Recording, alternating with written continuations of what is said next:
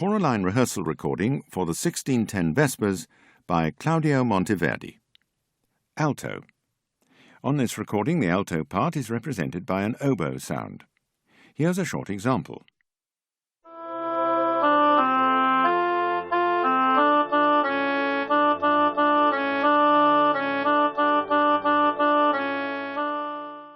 That's the end of the example, but remember you can use your stereo balance control to further enhance or diminish your own vocal line. You'll find that the accompaniment is played on the organ throughout, as are any soloist's cues, though these are on a contrasting registration.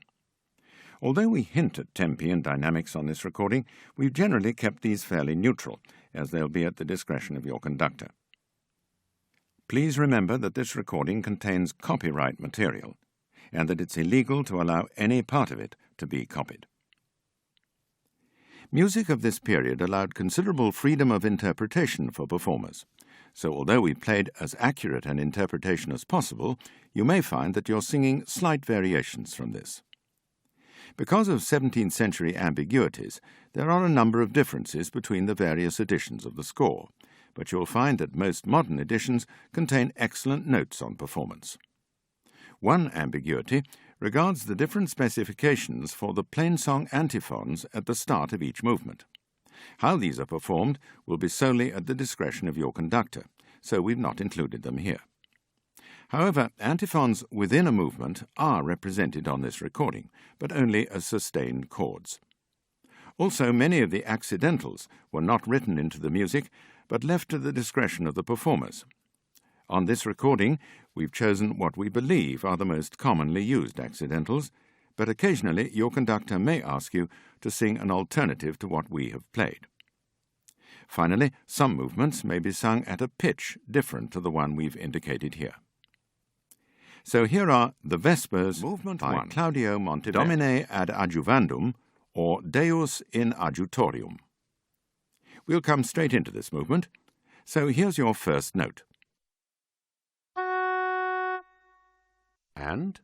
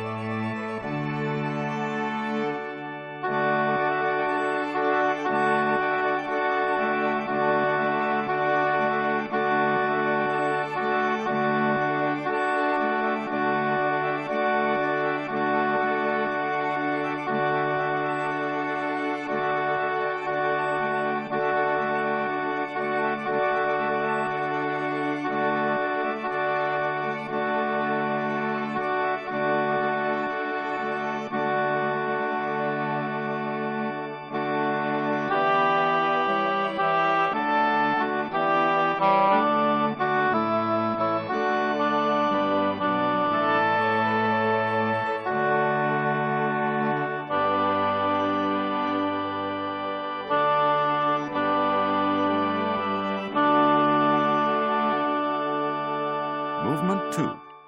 Dixit Dominus. Your choral director may designate some of this movement to a semi-chorus or to solo singers. However, we've assumed that all of the movement will be sung by the chorus. There are a number of antiphon sections within this movement where the words are fitted freely, as in plain chant. For these passages, we've merely played the chording and have left the actual rhythm to the discretion of your conductor. At the start of this movement, interpretation of how voices are to be split varies between the different editions of the score.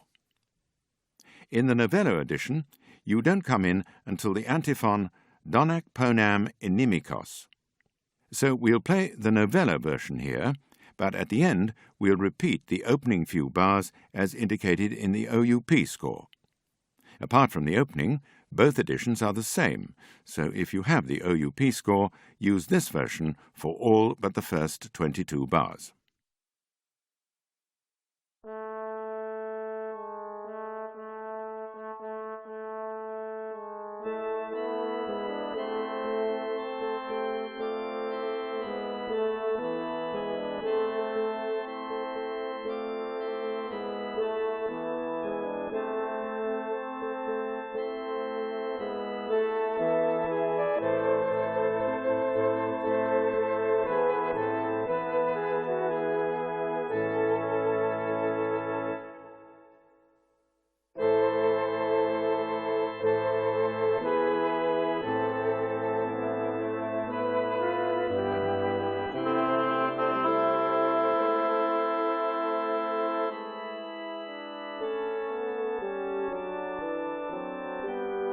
And